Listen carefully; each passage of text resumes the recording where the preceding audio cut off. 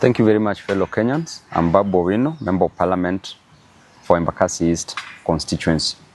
I want to take this opportunity to condemn the gruesome murder of one Albert Ojwang at Central Police Station, Nairobi.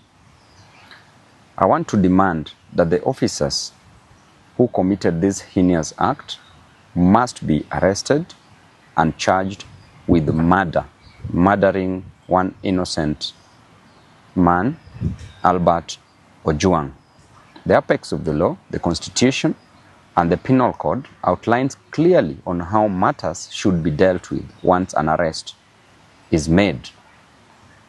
Going to an extent of murdering an innocent man, moving all the way from Nairobi, wasting government resources in the name of Subarus, going down to Homa Bay, passing so many counties to arrest one person whose only mistake was to speak the truth on social media, was only to outline how Kenyans are suffering, was only to show Kenyans that there is high cost of living, that there is overtaxation, and that there is unemployment in this country.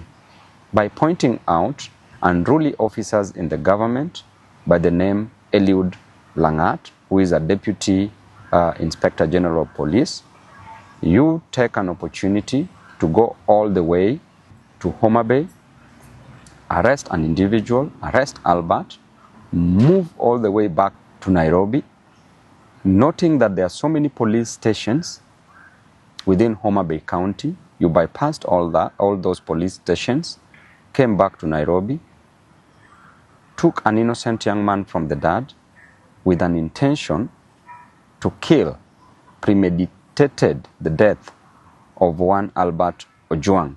Reaching Central Police Station, you tell us stories which we only hear in movies that Albert Ojwang hit his head severely on the on the wall. Does not add up. It's so sad. And what a time to live in this country, Mr. President, under your watch. You need to take time and reflect. You need to sit alone for a whole day. Reflect how you were brought up. Reflect how your mom brought you up. As you always say that you were brought up from a very humble background. Reflect on that. Reflect how far you've come to where you've reached. Reflect on what you want to do to Kenyans and reflect on the legacy that you want to leave behind.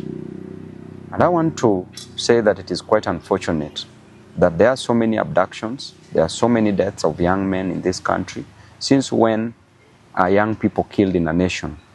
Since when are the Gen Zs killed in different nations? Since when? It is only in Kenya that these things are happening.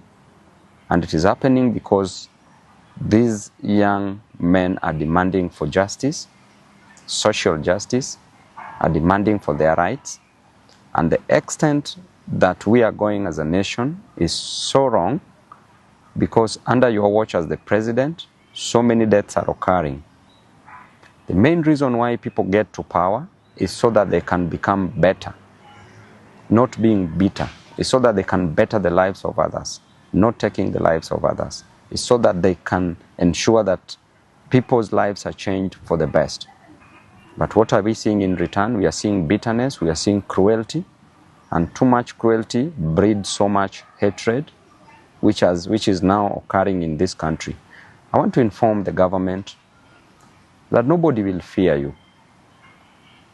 You cannot spread fear to a person who has nothing to lose, a person with no jobs, a person who experiences overtaxation, a person who experiences high cost of living, high cost of education, high cost of health.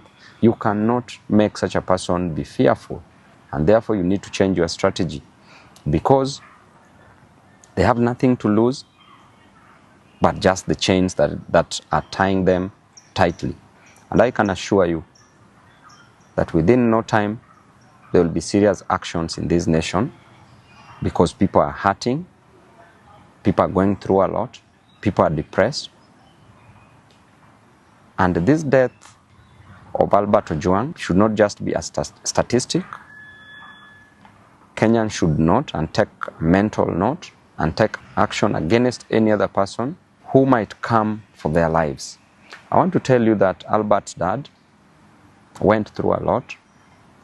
As he said yesterday on media, that he spent 20 years going to a quarry, mining stones, not precious stones, but normal stones for construction, kokoto, just to educate Albert.